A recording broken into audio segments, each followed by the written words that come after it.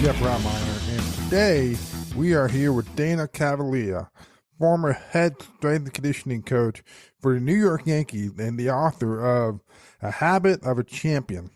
Dana, how are you, sir? I'm doing great, thank you. Awesome. Look, Dana, it's great having you on. Let's get right to this. You are a guy who is known for being the New York Yankees head strength and conditioning coach. Can you kind of share your story on how you got to be the Yankees strength and conditioning coach? Yeah, no, absolutely. I mean, I started as a ball player, just like most of us. I had big dreams. I wanted to make it to the pros. That was my objective. I wanted to, get on that big diamond. And what I realized in my journey, I just wasn't good enough. I got to the college level, and actually during my college career, I made a choice, and I said, you know what? After identifying and really looking in the mirror at how good I actually was and how good I would have to be to get to that next level, I made a decision to move on. And I said, I love to train. I enjoy the training aspect. So I went to the University of South Florida. I got a degree in sports medicine. And I really started as an intern. I interned with the football team there. And being a kid from New York, I knew that the Yankees had spring training not too far away. I knew the Blue Jays had spring training and the Pittsburgh Pirates. So I said, this is going to be great. This is where I'm going to start my career. And really a couple of weeks before spring training in my sophomore year, I went up to Steinbrenner Field a week when some of the players were first starting to get there and spring training was just beginning. Whipped out my camera phone. I'm taking pictures through a chain link fence, sending it back home to New York. And I'm like, this is great. My friends are all cold in New York. My parents are cold, and I'm in Florida. This is great. And I a couple of days later went back to my internship at the University of South Florida football, and the head guy said to me, Dana, I got a call from the Yankees, and they're looking for someone to help as an intern. Would you be interested a couple of days a week? And I said, man, this is why I came down here. Outside of the sun, this was why I'm here. And I pulled up to Steinbrenner Field a couple of days later, walked in. Somebody said I got to the front desk at the office. They said, are you Dana Cavalea? I said, yeah, that's me. And they threw a lanyard around my neck and a credential. Next thing you know, I'm in Yankee shorts, Yankee T-shirt, and batting shell, and I'm in the middle of the field, the same field I was taking a picture of a couple of days earlier. And it was kind of a surreal moment for me. And it was really at that moment that things started to change for me. And, everything kind of came together. My decision to go to school down there and just not playing ball myself and now getting to see firsthand how these pro guys trained. And it was really an amazing experience. Wow, that's awesome. I don't think the story could have went any better than that. Yeah, no, totally, man. It was great. Cool. So let's talk now. So you're an intern. What's that process like? What does the strength and conditioning intern do, and what do they learn, and how do they relate to the players? Yeah, well, the reality is when I was brought on, I really brought no value to the organization. I didn't. I wasn't trained outside of doing some training myself prior to that, which I learned was completely the wrong way. I didn't bring any value to the organization. So I was the guy that was going to hand out water and towels and clean the equipment. But I realized very quickly I didn't want to be the guy that just handed out towels and cleaned equipment. So what I did was, this was back when the word core was just kind of starting out, and it was like, this buzzword of today. And what I realized was, if I could grab onto that buzzword and I could learn as much as I can about the core, I could be known as the core guy and not just the towel and water guy and the cleaning of the equipment guy. So whenever players would walk in, I'd go home at night, I'd research the core, I'd learn all the exercises, the function, blah, blah, blah, blah, blah, and I became the smartest guy in the room when it came to core training. So players would walk in, Derek Jeter would walk in, hey, Derek, can I take you through core? And, a few times he'd allow me to do it. And literally after I took him through the core, I didn't have any other tricks in my chest. So that's really how I began as an intern. And then as I started showing up each and every day, I learned a lot from the players. I learned a lot from other great staff members that taught me about baseball culture at the pro level. Steve Donahue is the head trainer with the Yankees. He taught me a ton, and he was kind of somebody that watched over me each and every day. The equipment guy, Rob Kakuza, one of my best friends to date, taught me about, how to interact with players so they actually trust you and like you, because he had been there for 20 years. And so I had a lot of people that were on my team early because I was, I don't know, a likable guy. And I came there with a dream and the desire to work hard, and it worked out, But as an intern early, I didn't have much to offer. I learned the core, and then from there, I started to really expand my skill set. But that's how I started. Nice. So whenever you came up with this process of thinking, I'm going to learn as much about the core, did you approach the head trainer and say, hey, here's what I'm thinking, and what are your thoughts? Or is this something that you kind of figured out on your own? Yeah, that was something I figured out on my own, and also it was a part of the process that he actually allowed me to do on my own. It was like, you're not really going to hurt anybody working on their core, but I'm not going to allow you to start writing programs and letting players sit under squat racks and do all these other things, because then, I would have been a liability at that point, So I had the freedom to explore very cautiously in the shallow end of the pool. Nice. And what's the conversation like when you're working with Derek Jeter and you're going to work on the core? What's the conversation like? Did he buy in, or Well, did? yeah. I mean, I think at first it was probably, Mr. Jeter, can I take you through the core? I think that's probably how it started. Right. But after I got the butterflies out of my system, I mean, this is a guy I was wearing his sneakers when I was in high school. So once I got over that hump, and again, I was 19 years old at the time, 2 years removed from high school. They were, not just him, but him and a bunch of the other guys were really just great guys. They saw that I was eager to help them, and I was eager to become a pro in my own right. And I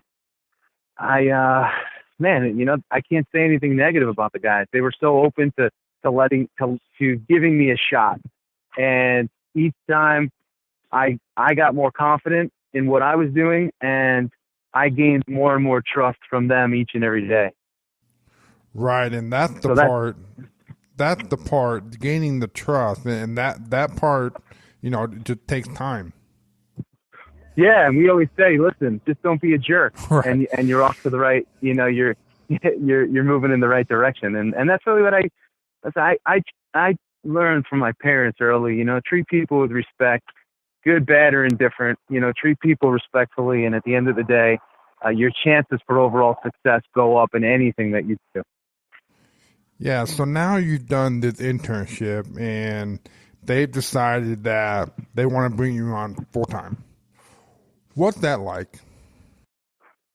Well, they didn't. I actually interned for free for 3 years, and at that point, I had actually graduated from college, and my mom is saying, "Hey, you got to get a real job. We just paid for your college, and now it's time to go and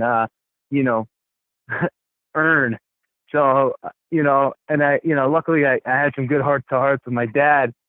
And I said, Dad, I don't want to get a real job, because what if I take that real job and then I can't go do the Yankees thing in spring training again? And my dad said, listen, you got to do whatever you got to do to make it work. And, luckily I was acquiring this skill set of training. And this was before, this was when functional type stuff was just coming out. It was just when it was like a really great time. And I was right in the middle of it. And actually, I was right in the beginning of it, learning all these skills. So I was an innovator at the time, and it was amazing. So I moved back home, from Tampa, and I started to train people, kids primarily, that were going to go play in college on my high school football field. And, the AD there was cool. He knew what I was trying to do. He knew my objectives. And he allowed me to train kids. They'd come with $60 in cash. They'd pay me the cash. I'd train them for an hour, and I'd see them a couple days later. And that was my business. And, I got myself probably making $1,000 a week, cash on a high school football field because I wasn't ready to take on a real job with real responsibilities because I wanted to be available. And, it was wild. Oh, yeah. So how did this employment end up happening? Yeah. So, again, I went back down to spring training the next year, another, work for free type, or intern for free type experience. And the following year, they actually let the guy that I was working with go. And they brought in another guy, and they wanted to make me that new coach's assistant. So I actually started as an assistant, and just a couple months into the season, we had a rash of injuries, and Phil Hughes was pitching a no-hitter through 7 innings in Texas on a hot summer night, on a hot April night, actually. It wasn't even summer. And he tore his hamstring. And that next morning, Brian Cashman had let the head guy go, and he called me into his palatial suite in Dallas at the hotel, and I said, oh my gosh, I just got this opportunity to be the assistant a couple weeks ago, and now potentially it's going to be gone. And he sat me down, and luckily those few years that I had of, just forming relationships, he got to know who I was, and he sat me down, and he said, Dana, I just want to ask you, if I make you the interim head strength coach, could you handle that? And, I'm 23 years old at the time. There's not much in my mind that I can't handle. And I said, oh, absolutely, Brian, absolutely. And I got the shot of a lifetime. Wow, that's awesome. Yeah. So so now all of a sudden you are the head guy, and in your mind you're still kind of learning and stuff like that. So what was this whole process like? Yeah, that whole process is kind of everything coming full circle where, here I am as a young player, doing the lessons, hitting off a tee in New York in the middle of the winter. And I lost my dream at one point of playing in the big leagues. And now all of a sudden, all these guys that I envisioned playing next to, I'm actually training. And it's like a mind-blowing experience. And every time I tell the story, I get caught up because it's like, it was just unbelievable. And it's a story that most people would not believe. And when I got that news, I told my Dad, you're not going to believe this. It was like, for me, that was like being, drafted. and that was my draft. And then I was selected by the New York Yankees to lead the charge and lead the team. And it worked out. And it worked out in a way that I just couldn't imagine. And that really, really took me to another place. I dialed it in. Brian gave me an experience and an opportunity of a lifetime. And I just said, you know what? I'm 23. I have nothing to lose. And I'm going to give this thing everything I got. And I went all in and I dialed it in. And I wanted to have the best program we could have. I didn't want any of our players to ever get hurt again. And I went 100 miles an hour, and nothing else in my life really mattered outside of that, to be quite honest. Nice. So now you're the head guy, and you're interacting with the manager, you're interacting with the athletic trainer. So now you have more of a role than just working with the guys. Talk a little bit about that. What was that like? Well, again, it all kind of stems back to, when I started, I was 19. I was, wet behind the ears. I had nothing to lose. And, my first year, I worked under all those years that I interned. Joe Torre was the manager, so I knew Joe. Interesting enough, Joe Girardi was still playing at that time. So Joe was one of my players that I interned. He was still playing when I was an intern, so I knew Joe. And then actually when Joe retired as a player, he became a part of Joe Torre's coaching staff. So I knew Joe as a player, then I knew him as a coach. Again, I knew Joe Torre for 4 years. At the end of 2007, that was Torre's last season. Who becomes the manager? Joe Girardi. So I was a very familiar face to these guys, and they were very familiar to me. They knew who I was. I knew who they were. I knew the expectations. And what was so great is the dialogue was so open at all times. If they wanted something from me, needed something from me, they asked, and vice versa. So the communication factor was so clean and so clear that it worked. So that made it really easy for me. And Steve Donahue, the head trainer, he basically groomed me. So there was no issues there. Nice. So now you're training guys, and at this point, you are in season. What does the in-season program look like? The in-season program is like this. Never forget that the number one priority is playing the game. So your training should never interfere with a guy, being able to play the game. So in-season type training, early in the season, there's higher volume, you're doing more, but once the game volume starts to elevate, you're actually doing less. The training volume becomes less.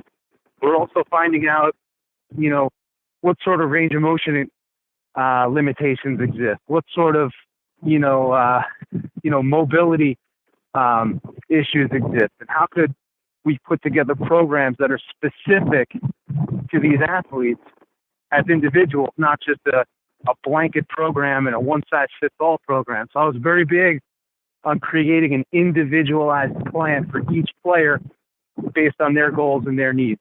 And that's how we went about it. So I had guys training.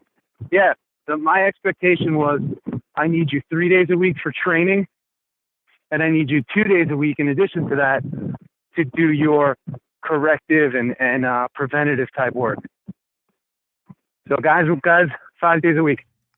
Nice. So over the course of the year, you get to the All-Star break, and everyone's body is kind of, they're kind of feeling the work. And so what's that approach like? So obviously you got to keep working.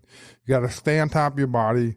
What is it like as the season goes on and everybody's kind of feeling beat up? Well, as the season goes on, guys are getting more and more beat up. It's like I always say it's like a vehicle.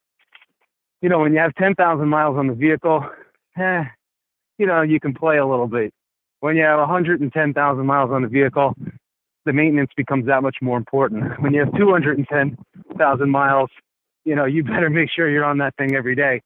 And that's the way I approach players. A player at 40, a player at 30, and a player at 20 is like your 10,000, 110, and 210. So I looked at the players that were older. They needed a lot more of my time in terms of the maintenance strategy. And as the season went on, like a guy like Andy Pettitte at 40 years old, A-Rod at 40 years old, Jeter at 40 years old, they became full-time jobs in their own right. So I tried to work with them one-on-one as much as I can and kind of carve out time within the day to say, hey, this is when I need you here so I can give you all of me, to make sure that you're in the best position for success.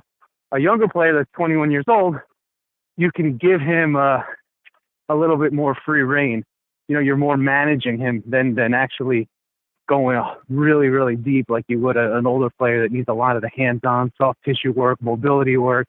So a little bit different.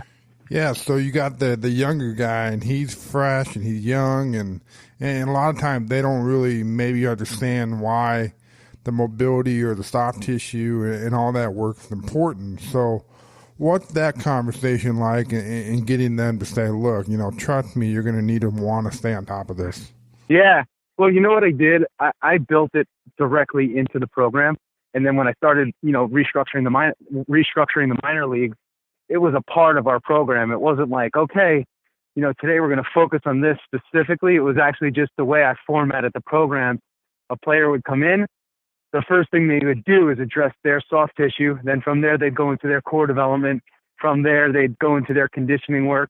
From there, they'd go into their shoulder, arm exercise type program. From there, we'd work on their hips, balance, etc. From there, we'd go into their strength training. And then after that, we'd do a stretch and get them ready to go. So it was a very structured and very formatted program. And I tried to really think about it as, inspired by Henry Ford, and say, how can I turn this training thing into an assembly line? Player comes in, player does this, then he does this, then he does this, then he does this, then he's out. And he knows I'm going to go through these 5 different stations, or 5 different segments, rather, of the program, and then I'm out. So it provided for structure. And, I looked at athletes, they need to be coached because they can't function if they're not coached. And the most important thing you could do as a coach, outside of giving them the support they need, is giving them structure, much like a kid, and that's what I did. So I gave them structure, gave them a personalized plan, and then supported them and held them accountable to that plan. That was it, and did it over and over and over and over again. Yeah, and they were expecting that and okay with it, because at the end of the day, they understand the consistency and the routines and all that stuff. Yeah, and I speak a lot of, and what's great about athletes, especially at the pro level, is, unlike the general population, they don't need the variety. They don't need the spice and, let's just make it do this because it's cool and different. If it works, they'll do that routine until it's exhausted. I mean, I've seen players on routines for years, and because it's working for them. And I always say, if you want to derail a player, change his routine, and you could really, really mess with his head quite a bit, Yeah, I love it. And routines, I try to spend a lot of time getting our guys to understand the importance of routines, and the ones that buy in are very consistent in terms of what they do at practice and what they do on the field. Yeah, the routine is the foundation for success. Case closed. Yeah, so let's jump into the off season. What is that like? Everyone's obviously a little different, so kind of talk about what that's like. Yeah, the first goal and first objective of an off season is to rest and relax and recover, and not just physically but mentally. You got to unplug. You have to be able to just be, and not feel like you have to do something, and not feel the responsibility of I have to train.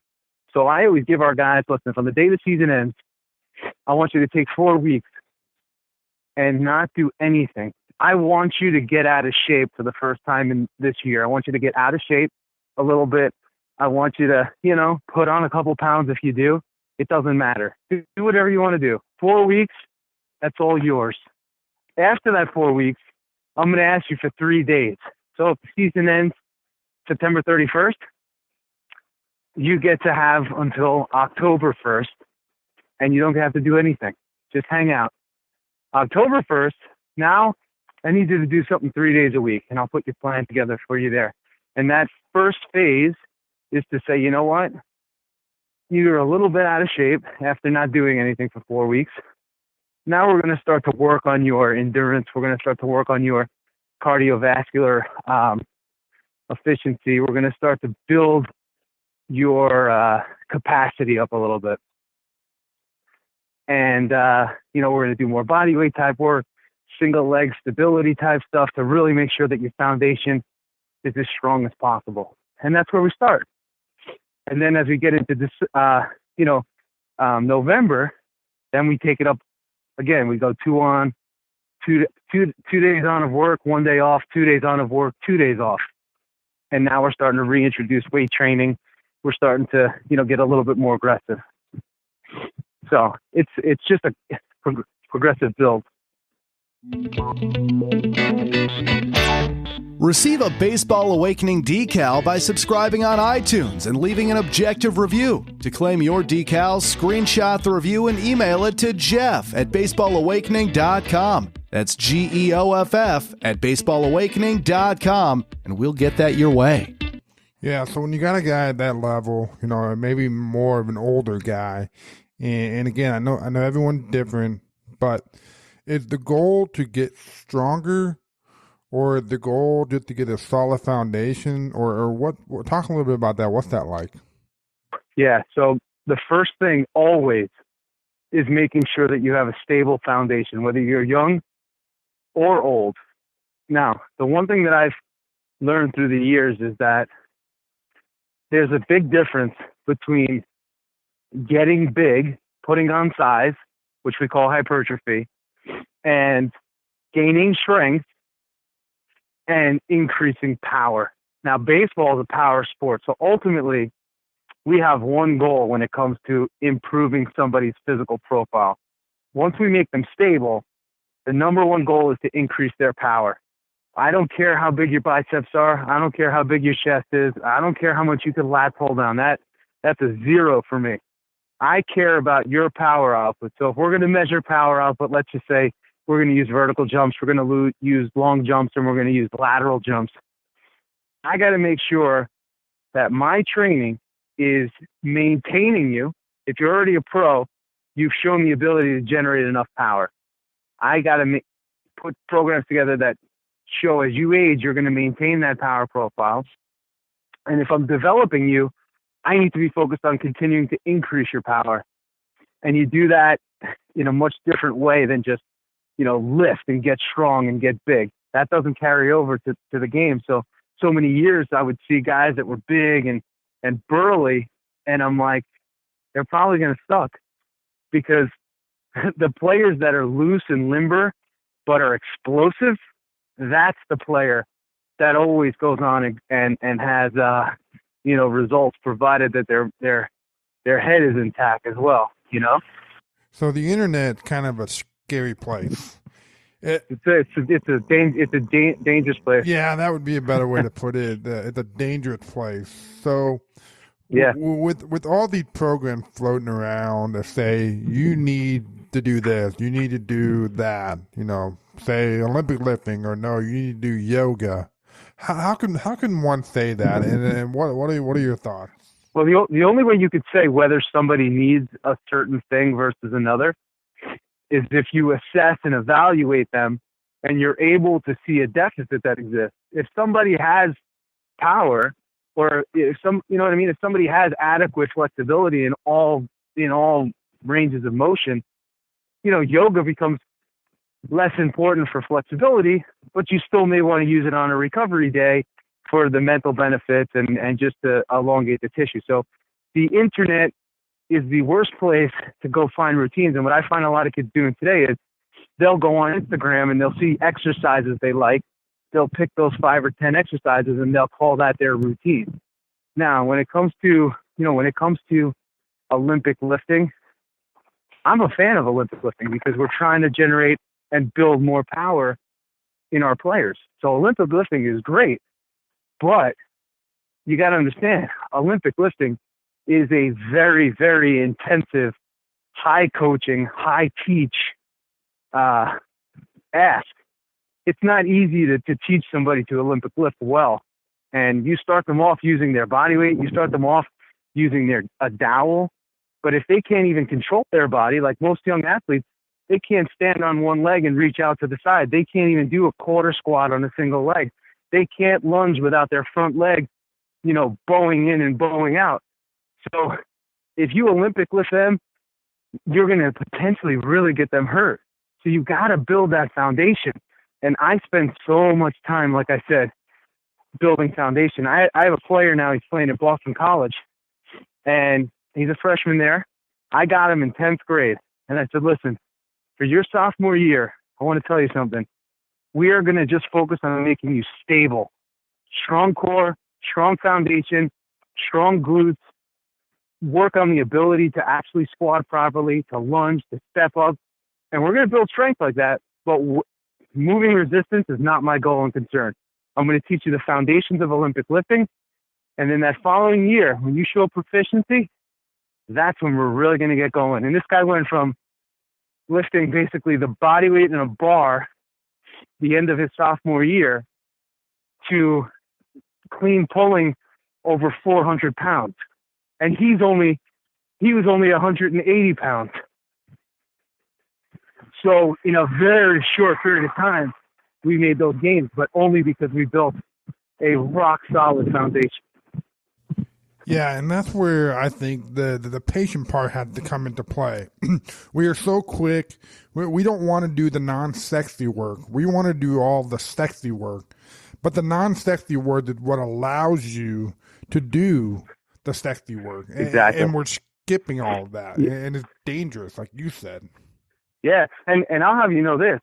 You know, when I design programs, 25 to 30% of my program always is the actual like weight training.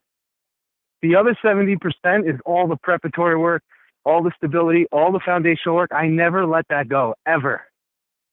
So they're only really getting after it for 30% of the program. And when you're a good teacher and a great coach, they understand the importance of that 70%, and that's what makes them unshakable and unbreakable in a lot of ways. So that's why I have, you know, now there's all these quick fix programs that exist. Oh, get these weighted balls and start launching them into nets. And it's like, if you have a guy that can't even control his scap, he has a forward rounded shoulder posture like a lot of young athletes do today, go ahead and do that. You'll gain some miles an hour. I guarantee you'll blow out. It's just a matter of time. So I'm a subscriber of a very, very important word, development. And as a coach, especially in the youth ranks, you have one job: develop and cultivate your talent. Develop it.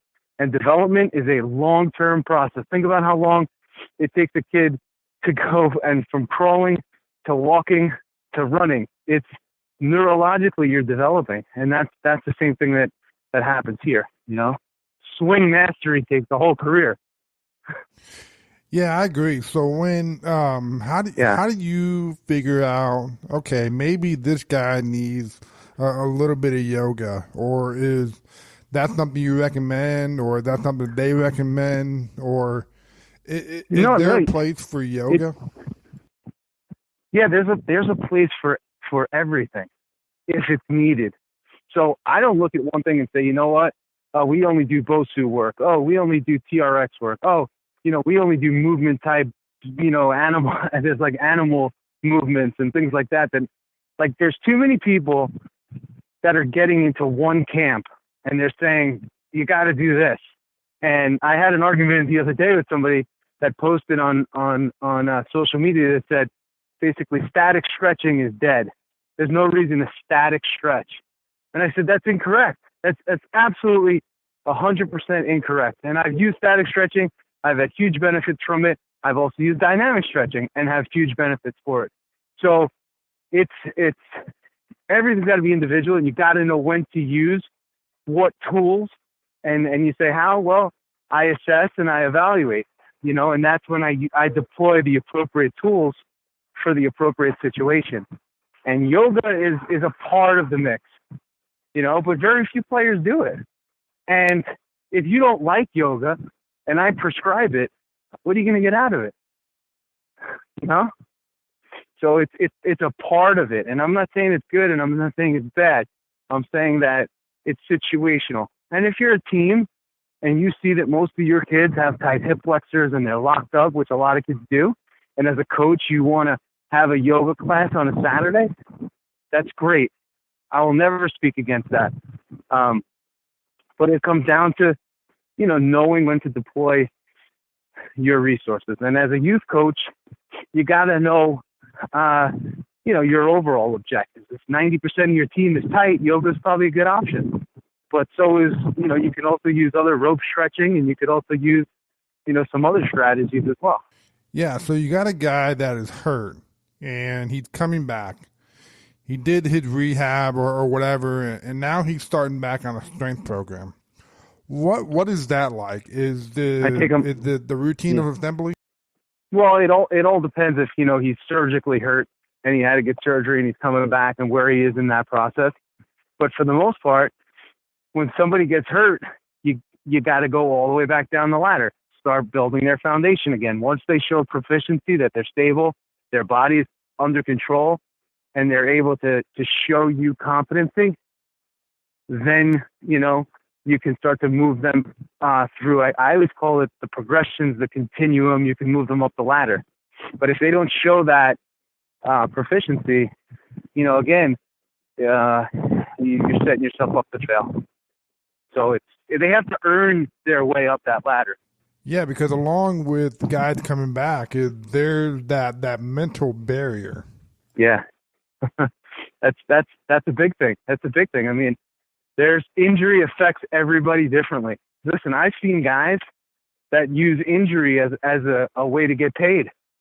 In the big leagues, a guy that maybe has been a journeyman minor leaguer, he knows he may have like a year or two left in his career. He gets a big league call up and he says, you know what, I'm hurt. And when you get on the DL as a big leaguer, and you may have spent your whole career in the minor leagues, you're going to make more on that DL stint than you may make for the entire season as a minor leaguer. So a guy may get hurt, or tweak something, and he'll use the injury process to help himself financially. That's crazy, but it's true.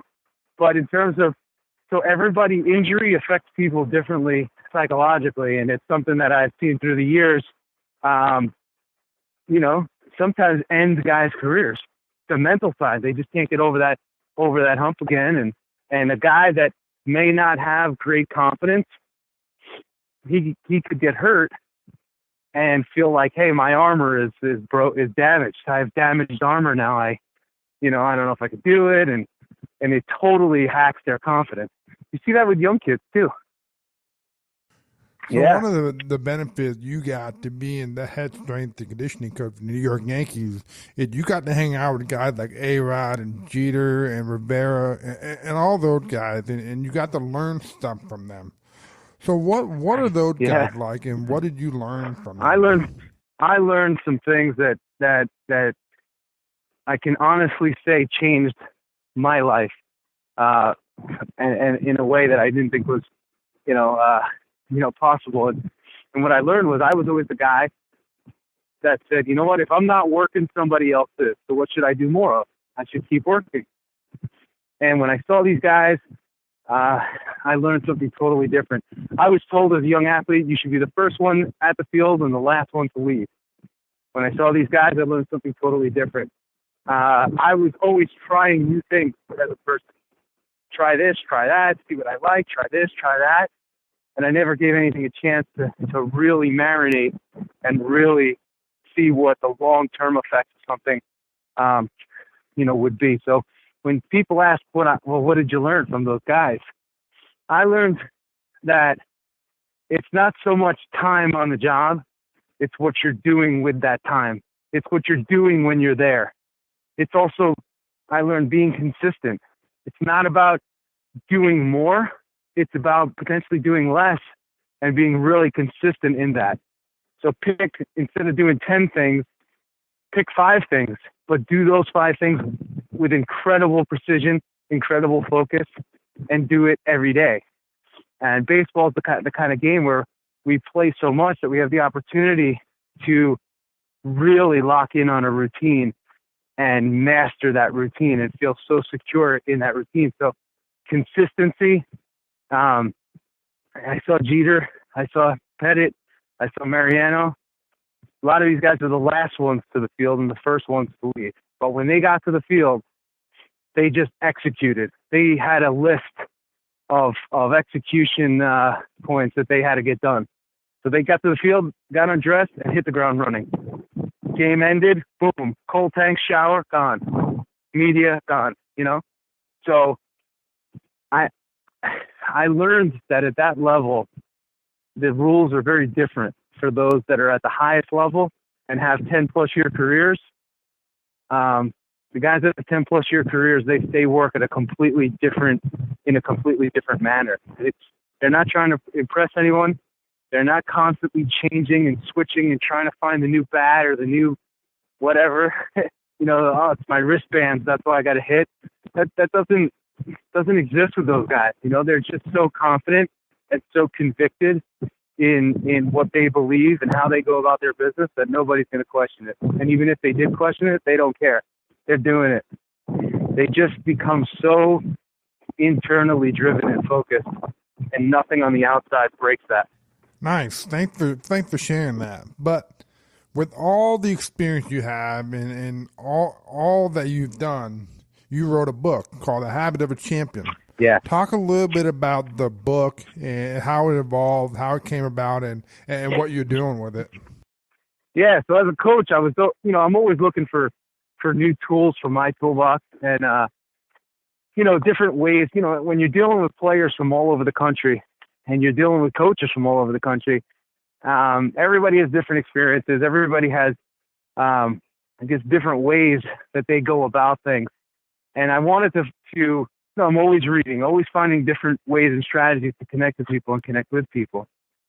So in a lot of the books that I was reading a lot on leadership and a lot on, how to do things.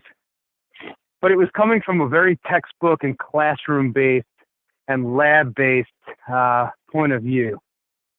And I said, all this stuff that I'm reading, I've worked with the best in the world, both in sports and business.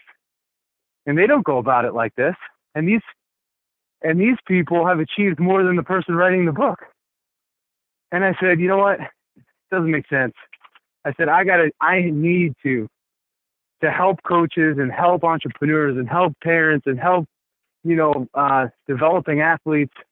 I need to create a book that's a resource that could be picked up at any page. No matter what age you are, you could relate to the stories, and it can keep you honest and it can keep you moving through your journey and give you just really sound core principles and using stories and examples to do so. And that's really what the book was about. There was such a gap between what I was reading and what I actually experienced from the best in the world.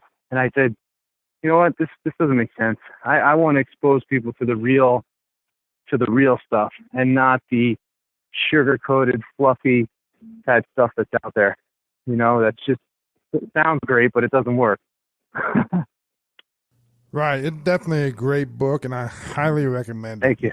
So with the CEO that you've worked with and some of the leadership that you've worked with, have you found a lot of similarities to what they do compared to some of the best athletes? 100%. Business is probably, I always say it's the most competitive sport in the world, and you got to be prepared to play. The biggest difference I see with the majority of CEOs, leaders, executives, is that they're actually not prepared and ready to play the sport of business. An athlete understands I need to be physically fit and mentally fit in order to prepare and play in the highest level.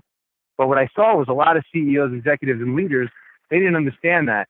They just go until they burn out. They push with very little physical or mental preparation, very little recovery and relax time, no off season, play all year. And really, I saw that the top CEOs and the guys that really get it were very much like professional athletes. And not just professional athletes, but the Jeter-esque and the first ballot type guys that understood the balance of work and the balance of rest and relaxation and unplugging and keeping things simple and executing on a day-to-day plan and trusting that plan with consistency. Nice. And that's why you see a lot of athletes go on and start a business and actually do pretty well because it's almost the same, the mentality and the approach. Yeah, very, very similar, very similar. And what athletes are able to do that most people can't do, I call it checking the boxes. If you give an athlete, hey, you need to do these 5 things, the chances of an athlete doing those 5 things every day at the same time with consistency in the same way, in the same manner, versus the average person or even the average leader, they'll blow them away. An athlete, the percentages of them checking the boxes is crazy because they're trained to check the boxes. They're trained to warm up before every game. They're trained to do this. So when they approach business, they approach it the same way. They're looking for those boxes to check and creating order immediately. How do I create structure? How do I create order? There's no reactivity. It's just, always proactive and always being on the offense. Yeah, so if I'm a young guy listening to this and I want to go down the same path as someone like yourself, what in terms of strength and conditioning, in times of change since you've done it, and maybe it hasn't changed at Yeah. all, but what do I do if I want to be a strength and conditioning coach? Well, the first thing you do is you make sure that you really want to do that, and you learn all about it and what it takes, because it's not what people think. It's definitely not glamorous. It's very tough on the body. It's very tough on the mind. You're an athlete in your own way, and the hours are crazy, and it's a huge undertaking. So you got to make sure that you're cut for that, and you actually want that for the right reasons, and that you have a passion to develop players. You're no longer the player. You are now the person that develops the player. So you have to be very comfortable developing talent and then watching that talent perform. And you're not the star of the show anymore. So I always say, that's the key. Realize that you're not the star of the show. When you realize that, then you can make the next step. And the next step is saying, am I willing to give 100% and expect nothing in return? That's the next question you have to ask. And if you answer yes to those first two questions, then you can go execute the strategy. And the strategy is, go get yourself in a position to intern and meet the right people, that already hold the positions that you have, and ask for a chance. See if someone will take a gamble and a flyer on you. It's tryouts, and you got to go make the team. Same thing. Yeah, great advice. And Dana, I don't want to take up too much more of your time, but man, I learned a lot, and I'm pretty sure that our listeners will as well. Yeah, no, you got it. Absolutely. I enjoy helping people and spreading a good message. I always say, I just want to help people not get caught up in the spider webs and the traps that are promising quick fixes and false realities. Anytime you want to develop yourself as a player or as a successful leader in anything that you do, it's time, and it's a lot of sacrifice, and there's a lot of days where there's no return on that investment that you can see. It's happening, but just keep checking those boxes. And in the end, when you look at 5-10 years, you're going to say, wow, I can't believe what I accomplished. This is amazing. But you got to hit it hard every day. Yeah, it's got to be a big picture focus. Nothing good happens overnight. No, and you got to trust that process. And there's going to be days where you don't see progress. But just because you don't see it doesn't mean it's not happening. And you got to trust that. Yes, so. we need a lot more of this type of talk with kids that we have, because they really think they want to play, because it's not easy. I mean, nothing's easy. It's not easy. Most people fail. Most people as players, most players